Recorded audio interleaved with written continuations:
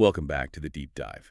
We have a stack of notes today that is, frankly, a little unnerving. It's a heavy topic. It really is.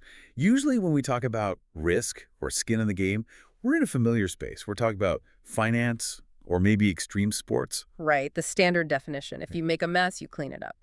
If you bet on a stock, you take the loss if it tanks. It's about your own accountability. Exactly. Yeah. Putting your money where your mouth is.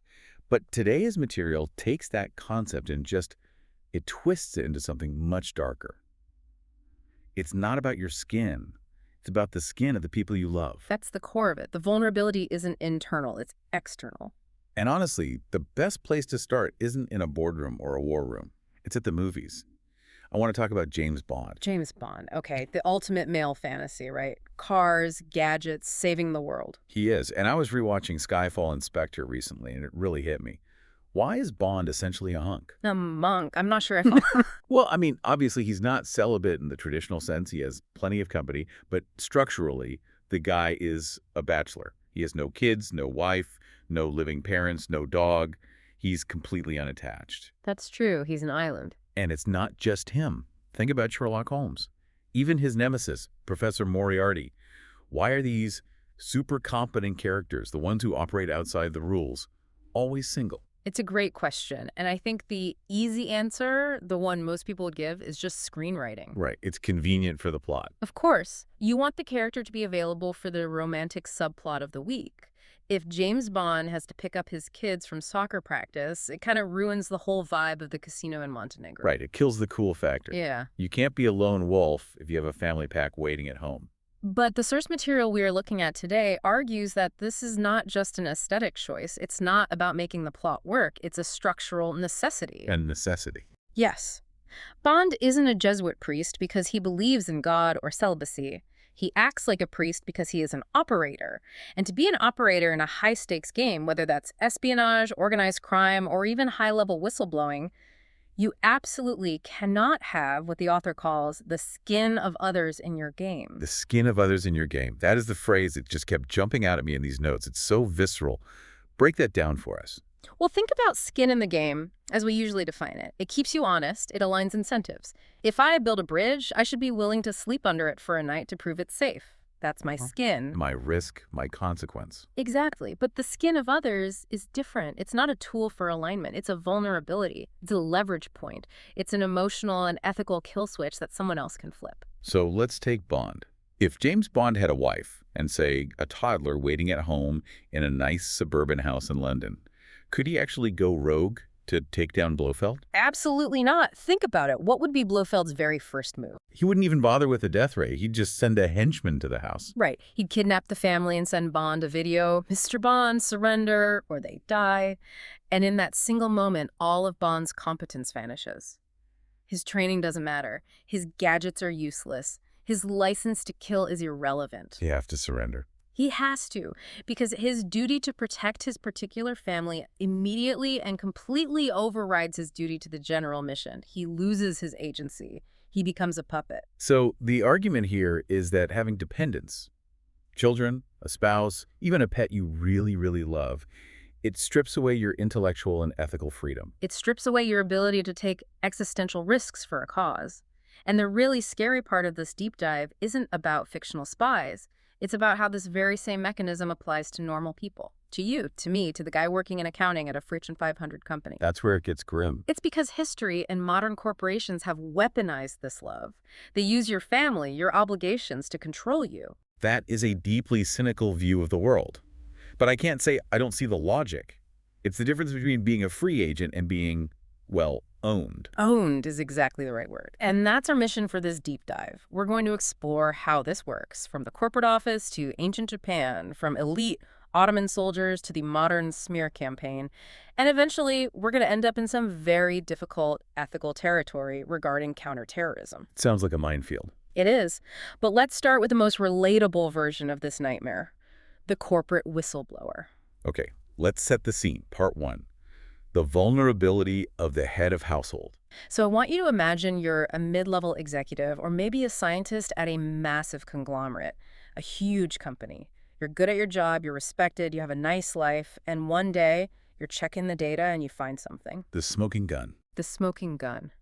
Let's say you find out that the new artificial sweetener your company is about to put in every soda in the world causes a rare form of cancer, or that the brakes on the new family minivan fail at 70 miles per hour. It's unambiguous. It's a disaster waiting to happen. It's a standard thriller movie setup. The hero finds the folder, the flash drive, the damning email chain. Exactly. And in the movie, what happens next? The hero grabs the flash drive, there's a tense chase through the rain, he gets it to the press, and the next day he's on the cover of every newspaper, a national hero.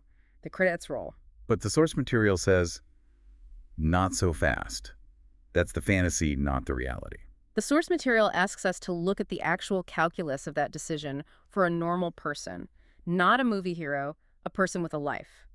If you blow the whistle, what is the immediate guaranteed consequence? You get fired. That's step one, no question. Step one, you lose your income. Now let's play this out. If you're single, you're 25, you're renting a studio apartment, and you've got some savings, maybe that's okay. It's a risk, but it's manageable. You can eat ramen for a year. But what if you're not? What if you're 45? What if you have a mortgage on a house you bought at the peak of the market? What if you have 3 kids, and 2 of them are at a private school that costs $30,000 a year?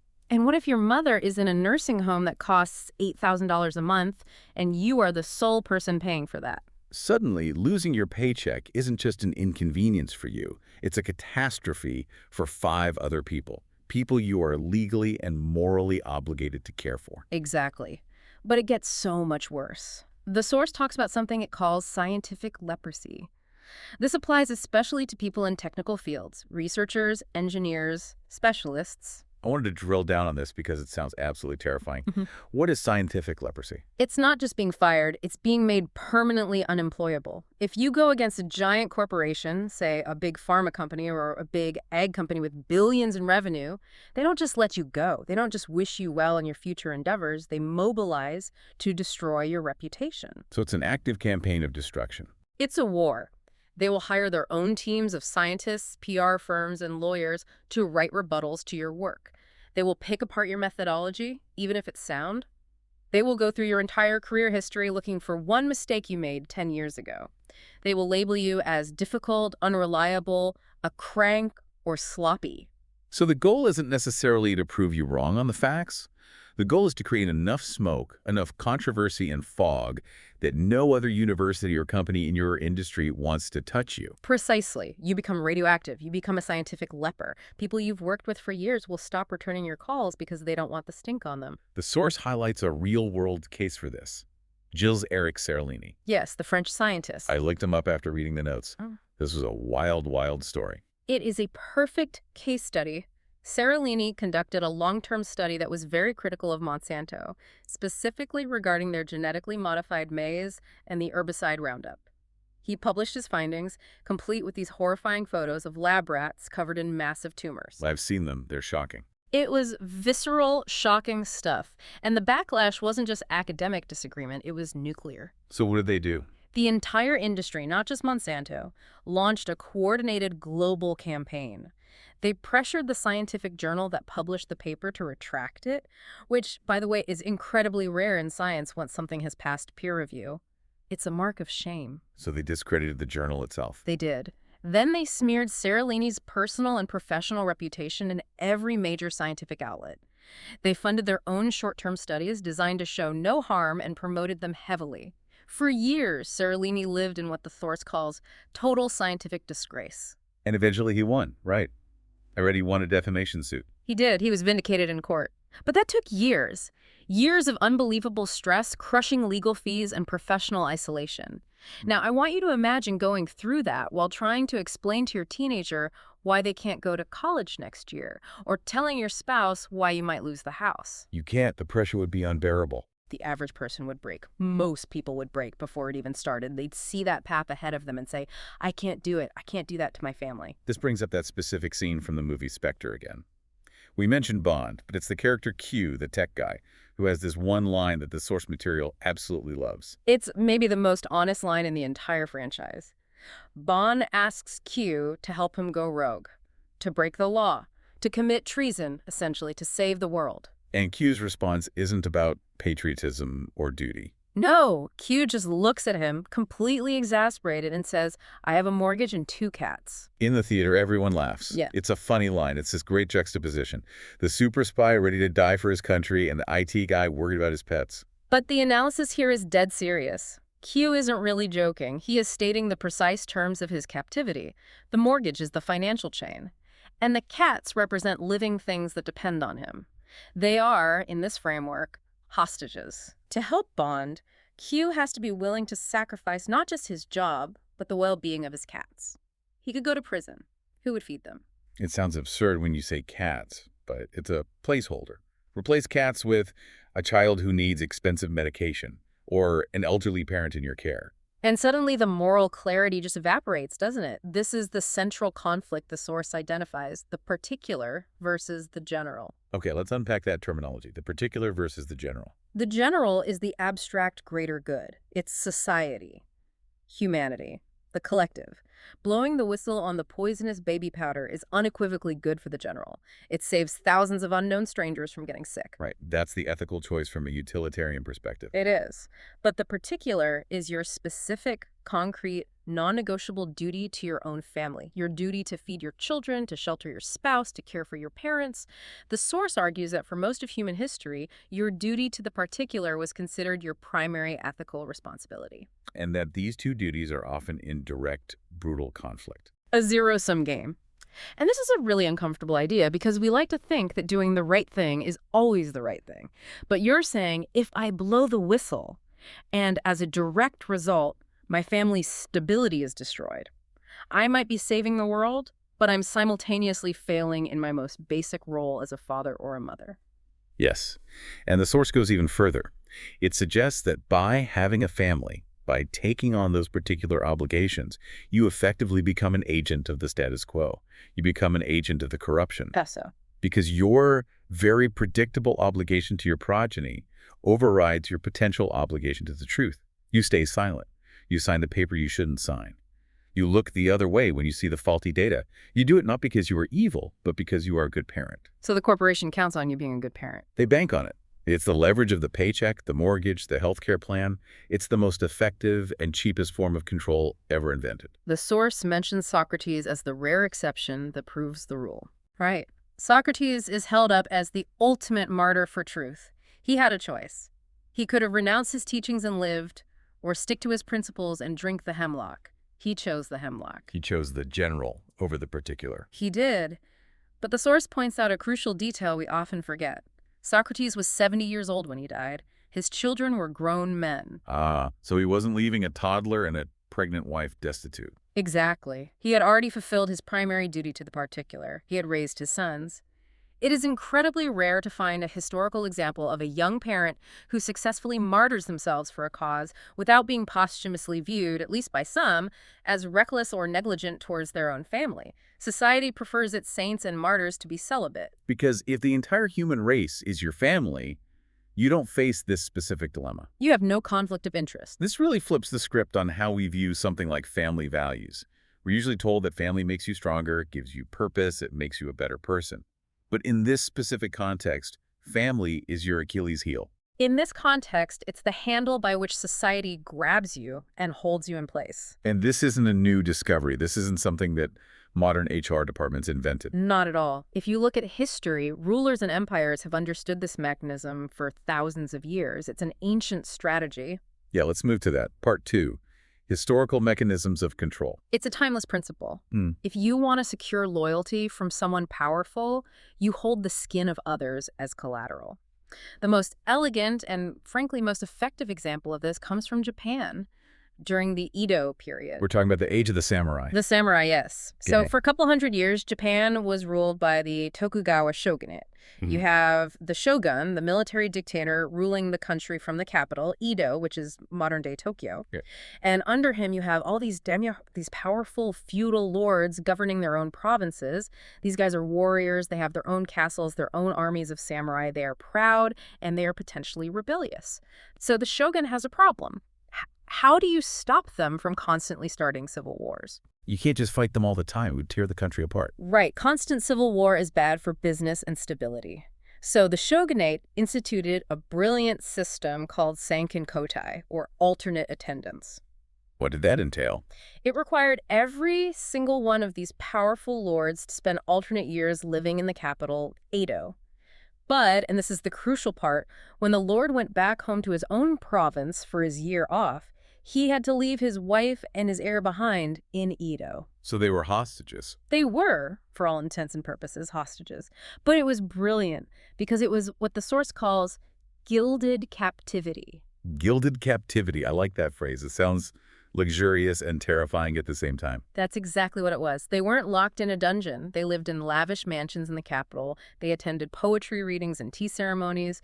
They wore the finest silk kimonos. They were treated as honored guests. Yet everyone knew the truth? Everyone knew. Make no mistake. If that lord back in his home province even thought about raising an army against the shogun, a messenger would ride to Edo, and that lord's beloved wife and firstborn son would be executed. Painfully. It's a peace treaty that's enforced by a gun permanently held to the head of your children. But the gun is hidden under a velvet pillow. Perfectly put. And because of this system, the Edo period was over 250 years of almost unprecedented peace and stability in Japan. It worked. And this wasn't unique to Japan. Not at all. We see the same pattern with the Romans and the various barbarian tribes on their borders, like the Goths or the Huns. They would exchange children as part of their treaty negotiations. Wait, they would just swap kids, like a foreign exchange program with deadly stakes. That's a good way to think of it. They called them permanent visitors or wards.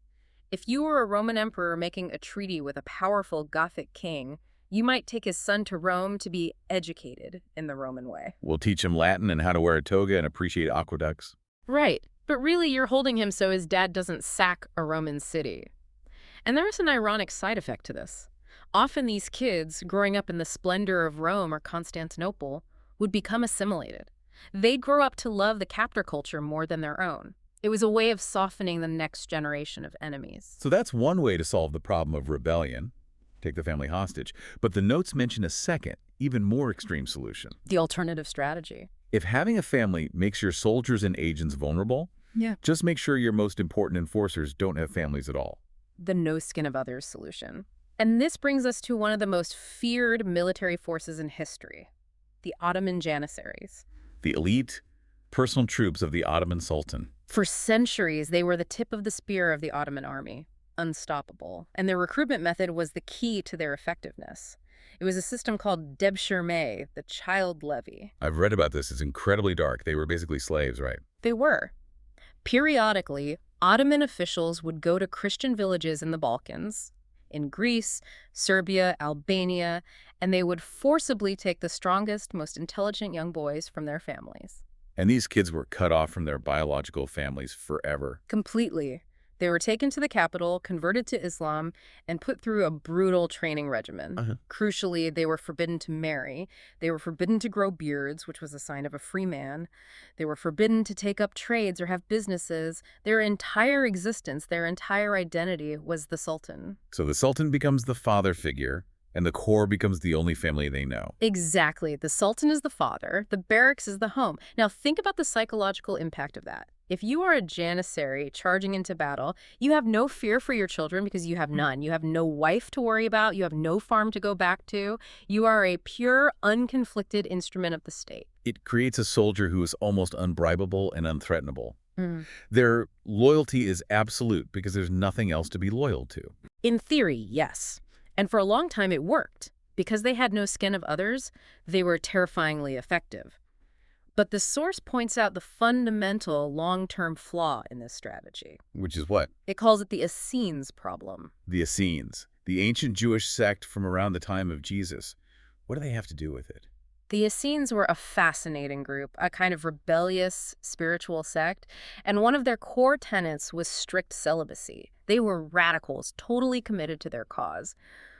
But what is the fundamental problem with a celibate group? Laughs. It's hard to grow the movement if you aren't making any new members. Exactly. Your customer acquisition cost is infinite. You have to recruit every single member from the outside world. You can't breed them. It's evolutionarily a dead end. So what happened with the janissaries? They eventually realized this. As they became more powerful, they began to demand rights. Over time, they demanded the right to marry. They demanded the right to have their sons inherit their positions in the corps. They wanted to be normal humans with normal lives. They wanted to have the skin of others in their game. And the moment they did, the moment they got wives and kids and houses, they stopped being the elite, incorruptible, unstoppable force and started being a corrupt, self-interested political faction. They lost their edge because they gained personal skin in the game. It's fascinating. It's like there's a conservation of vulnerability. You can't get rid of it. You can only move it around. Bringing this all back to the present day, the source argues that modern corporations have learned this lesson well. They don't want janissaries. They want the Edo period hostages. Meaning? Meaning, corporate America loves a guy with a 30-year mortgage and 3 kids. Because he's obedient. He's predictable. If you are 22 years old, you're brilliant, you live in a van, and you code on a laptop, you are dangerous to an employer. You can quit on a Tuesday, you can leak the documents, you can tell the CEO he's an idiot during a town hall meeting. You have no real downside. You're a loose cannon. You have nothing to lose. But the moment you sign that mortgage, the moment your first child is born and you have to start paying for daycare and thinking about college, you are, in the words of the source, easier to own. That's so blunt. The source is very cynical about this. It argues that society encourages us to settle down and take on debt, not just for our own happiness, but because it makes us docile. It integrates us into the machinery of the economy and makes us reliable cogs. We voluntarily enter our own gilded captivity. The suburban house is the cage. And the biweekly paycheck is the allowance the shogun gives you to keep it nice and polished. Wow. Okay, so let's say I'm listening to this and I'm thinking, okay, I get it. Vulnerability comes from dependence. So the answer is obviously money. The FU money theory. Right. If I have $10 million in the bank, I don't need the job. I can pay off the mortgage. I can fund my kids' college. So I'm free, right? I can finally speak my mind. Part 3 of our note says, absolutely not. In fact, thinking that money alone buys you ethical freedom is a dangerous illusion. How can that possibly be? If I don't need their paycheck, what leverage do they have? How can they control me? Because money only solves the starvation and shelter problem. It's a huge problem to solve, don't get me wrong. But it doesn't solve the harm to reputation problem, and it certainly doesn't protect your loved ones from harassment and psychological torment. And the source uses the activist Ralph Nader as the primary example here. Yeah. And this story is just, it's wild. It is a masterclass in corporate hardball. So this is the 1960s. Ralph Nader is a young, brilliant, and utterly relentless consumer advocate. He writes a book called Unsafe at Any Speed, and it's a takedown of the American auto industry, specifically General Motors and their car, the Corvair. A car that was, by all accounts, basically a death trap. It had a tendency to flip over and kill people, yes. And Nader was unique because he lived like a monk. He was a complete ascetic. He lived in a rented room in a boarding house. He didn't own a car. He didn't care about money. He wasn't married. He didn't have kids. So GM was panicking. He was their worst nightmare. He was a ghost in their machine. They couldn't bribe him with a promotion. They couldn't threaten to fire him because he didn't work for them. They couldn't dig up dirt on his love life because he didn't have one. He was invulnerable. So what do? They went after the only skin he had in the world, his mother, Rose Nader. That is just so low. It's beyond the pale. It's despicable. They hired private investigators. They found out where she lived. And remember, this is the 1960s. There's no caller ID, no silent mode on your phone. They started calling her house at 2 or 3 o'clock in the morning, repeatedly, night after night after night. It's psychological warfare, pure harassment. The goal was simple, to degrade Ralph Nader's will. They wanted him to picture his sweet old mother being woken up and frightened in the middle of the night. They wanted him to think, my crusade is hurting my mother, I should stop. They wanted to leverage his love and his guilt against him. It's a classic tactic. You can't get to the king, so you attack the queen. Did it work? Well, this is where the story has a very funny twist. It turns out Rose Nader wasn't just a sweet old lady. She was a tough activist in her own right, very involved in her community, and apparently she was flattered. She was flattered? She liked the attention? She reportedly felt important. Her attitude was something like, oh, the giant General Motors is so scared of my son they have to call me in the middle of the night. He must be doing something right. So it completely backfired in that specific case. That's fantastic. It is. But the tactic itself is real, and it proves the point. If you can't hit the target directly, you find the people the target loves, and you squeeze them. The source also brings up a personal story about a more modern smear campaign. And this introduces a concept I really want to understand. Wittgenstein's ruler. Yes. This is a crucial logic puzzle for navigating information today. So the author of our source material, who is a mathematical probabilist, a very technical, numbers-focused guy, got into a public fight with some big ag companies over the risk models for GMOs. And again, this author has financial independence. He has FU money. Right. So the PR firms hired by the ag companies couldn't threaten his job, and they couldn't really attack his math because, well, it was rigorous probability theory and they'd look foolish. So they had to find another way to discredit him. They tried to paint him as a pseudoscientist. How they do that? They took some of his more philosophical quotes out of context and tried to draw a direct comparison between him and Deepak Chopra. Deepak Chopra, the New Age spiritual guru, the guy who talks about quantum consciousness. The very same. Now, on the surface, this is an absurd comparison. You have a hardcore skeptical mathematician on one hand and a spiritual guru on the other, the polar opposites. And this is where Wittgenstein's ruler comes in. Okay, explain this concept to me. Okay. Imagine you have a wooden table and you want to measure its length. You get a ruler. You lay the ruler on the table. If the ruler is solid, straight, and accurately calibrated, the measurement tells you something true about the table. The table is 1 meter long. Got it. Standard measurement. But what if the ruler you're using is made of stretchy rubber? Or if the numbers on it were written on by a child and are all wrong? When you lay that broken ruler against the table, the measurement you get doesn't tell you anything about the table. It tells you that the ruler is broken. I see. So the act of measuring can reveal more about the measuring instrument than the object being measured. Exactly. So when these corporate PR firms tried to say this rigorous mathematician is just like Deepak Chopra, the comparison was so wild, so obviously false to anyone who had actually read the author's technical work, that it didn't discredit the author. It discredited the PR firm.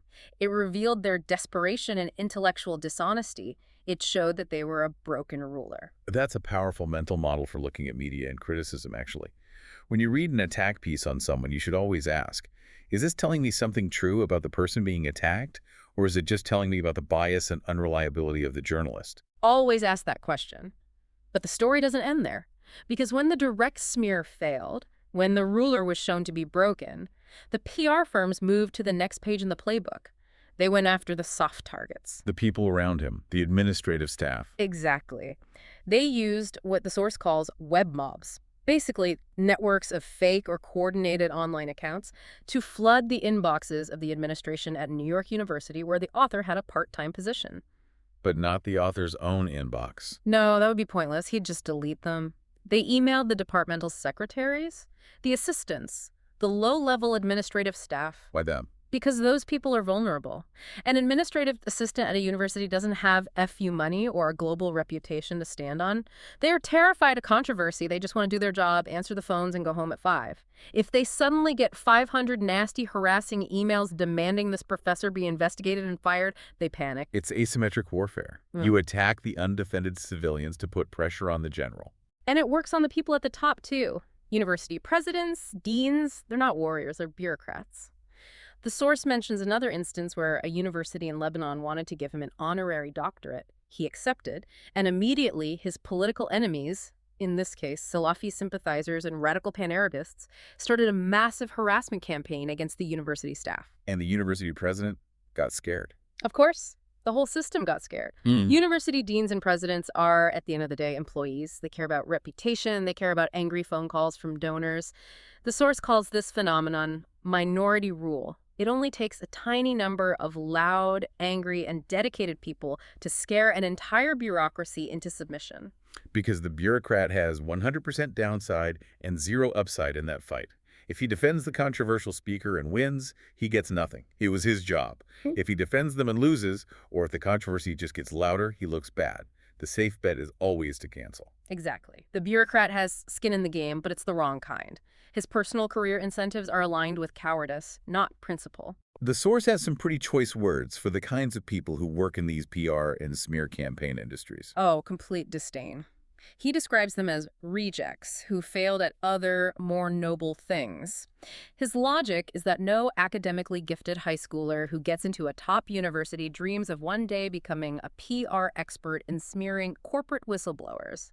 It's a job for people whose other ambitions didn't pan out. It really paints a picture of total isolation being the only path to freedom. The source concludes at one point that To be free of conflict, you need to have no friends. It's a bleak conclusion, isn't it? If you want to be a truth teller in a complex world, you almost have to be a hermit. Because anyone you connect with, anyone you work with, anyone you love becomes a potential target for your enemies. Which brings us to the final and honestly the most disturbing part of this entire deep dive. Part 4, the ultimate asymmetry. We've talked about getting fired. We've talked about smear campaigns. Now let's talk about life and death. Terrorism. Specifically, the logic of the suicide bomber. This is the absolute extreme end of the curve. The suicide bomber presents a fundamental logical paradox for civilization. Our entire justice system, from the Code of Hammurabi to today's legal codes, is based on one single bedrock assumption. You, the potential criminal, want to live. Deterrence. The whole system is built on it.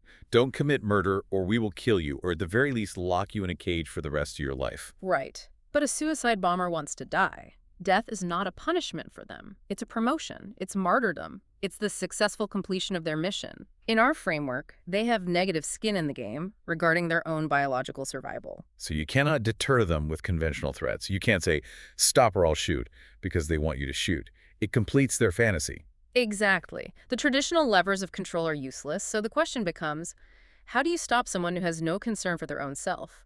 And the answer, as uncomfortable as it is, inevitably leads back to the family. The source brings up Hammurabi's code here. This is ancient Babylonian law carved into stone thousands of years ago. Yes, the famous basalt stele that's in the Louvre. There is a law in there, number 230, that sounds absolutely barbaric to our modern ears. It says, if an architect builds a house for someone and does not construct it properly, and the house which he built falls in and kills the owner's son, then the architect's son shall be put to death. Not the architect, the son. The son. I mean, my modern individualist brain just revolts at that. It seems incredibly monstrously unfair. The son didn't build the house. He did nothing wrong. It is completely unfair to the individual, but you have to shift your perspective to the ancient world. The fundamental unit of society was not the individual as we think of it today. The family, the bloodline, was the unit. The architect, through his negligence, destroyed a unit of genetic future for the customer. So the law balances the cosmic ledger by destroying a unit of genetic future for the architect. It's an eye for an eye, but at the genetic dynastic level. Yeah. A son for a son. Precisely. And we see echoes of this logic in other pre-modern cultures. The source mentions certain gitano or gypsy customs, which were referenced in the movie Vengo. In some traditional blood feuds, if a member of Family A kills a member of Family B, Family A is then obligated to deliver a relative of the killer to be executed by Family B. It's not about punishing the specific guilty person, it's about rebalancing the scales between the two families. It transfers the skin in the game.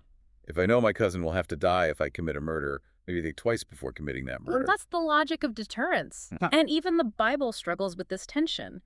In the book of Exodus, God is described as a jealous God, visiting the sins of the fathers on the children down to the third and fourth generation. But then, centuries later, in the book of Deuteronomy, the law evolves. It explicitly says fathers shall not be put to death for the sins of their children, nor children for the sins of their fathers. So you're watching the evolution of ethics in real time in the text, moving from a model of collective familial guilt to one of individual responsibility. But here is the hard pivot.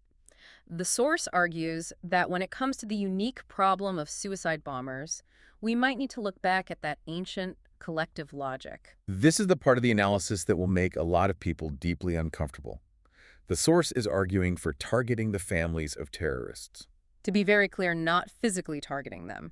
He is not saying we should adopt Hammurabi's law and execute children. He explicitly admits that this idea makes him queasy. It violates our deeply held modern values of individual responsibility. So what is he proposing then, if not violence? Financial and social penalties. You have to understand the economy of terrorism. In many cases, when a suicide bomber martyrs themselves, terrorist groups like Hamas or others will pay a large stipend to their family. The family gets social status in their community, they get a pension for life, their house might be rebuilt. So there is a significant financial and social upside for the family when their son or daughter becomes a martyr. Yes, the family benefits. The source argues that we must, at a minimum, invert that incentive structure. We must make it clear that if you blow yourself up and kill innocent civilians, your family will not get a check. They will get a fine. Their assets will be frozen. Any financial support from the terrorist organization will be confiscated. They will lose their standing in the community, not gain it. You remove the reward and replace it with a severe penalty. The logic is simple, if brutal. You may not care about your own life, but you almost certainly care about your mother's well-being and your children's future. If your act of martyrdom is guaranteed to leave them destitute and shamed, maybe you won't push the button. It sounds incredibly harsh. It sounds like collective punishment, which is banned by the Geneva Conventions. It is collective punishment. The author doesn't shy away from that. But he then poses a very provocative question. Do we not already practice collective punishment in other domains? Look at post-war Germany. German reparations for World War II and the Holocaust. Exactly. German taxpayers today, people born in the 1990s or 2000s who have absolutely no personal connection to the Nazi regime, are still, through their taxes, paying for the crimes of their great-grandparents. We as a global community accept that as a form of justice. The nation pays for the sins of the fathers. So why is that principle acceptable at the national level but barbaric at the family level? That is a very difficult question to answer. It exposes a bit of a double standard in how we think about collective responsibility. It does. And it forces us to confront the uncomfortable reality that skin in the game is the only true deterrent. If the bomber has removed their own skin from the game, you have to find where their skin truly is. And most of the time, it's with their family. So let's try to synthesize all of this. We've gone on quite a journey. We started with James Bond's bachelor pad, we went to the corporate whistleblower losing his job, to the samurai's family in gilded captivity, and we ended with the grim calculus of the suicide bomber. It's a heavy journey for sure. But the single unbroken thread connecting all of it is this idea that our connections, our loves, our loyalties, our obligations are our primary vulnerabilities. Yes, they are the levers by which we can be controlled. And what scares me, honestly, after going through all this material, is what this says about the possibility of heroism in the modern world. That is the provocative thought that I think we should leave the listener with. Go on. If true ethical freedom, the ability to stand up to power, to blow the whistle, to fight the bad guys, to be a Ralph Nader or a Socrates, requires the absence of the skin of others in one's game, then we have a very serious structural problem in our society. Because we live in a world where almost everyone is connected. More connected than ever. We live in a world of 30-year mortgages, of crippling student debt, of digital footprints, of LinkedIn profiles, and rising school tuitions. We are more bound to this system, with more to lose than the samurai lord ever was. The samurai only had to worry about his family in Edo. Yeah. You have to worry about your digital reputation, your future employability, your credit rating, your kid's ability to get into a good college. The attack surfaces are infinite. So the provocative thought is this. Are we designing a society where genuine heroism is becoming structurally impossible for the average person? I think that's the question. If the cost of being a hero is the guaranteed destruction of your family's future, then 99.9% of people will, rationally and understandably, choose not to be a hero. They'll choose to be silent. And the systems of power, whether that's the government or the corporation, they know that. They rely on it. They count on you choosing your cats and your mortgage over the truth. Exactly. Every single time. That is... Well, it's certainly not a happy thought, but it feels like a necessary one. It makes you rethink every small compromise you make at work, every time you decide to just stay quiet. It should. It should make all of us wonder, how much of my freedom have I already traded away for security, maybe without even noticing? On that rather cheery note, I think we'll wrap up this deep dive. This was a tough one, but I think a very important one. I agree. Thanks for diving in. Thanks for listening. And maybe, just maybe, take a moment to check who or what is holding the leash on your life. We'll see you next time.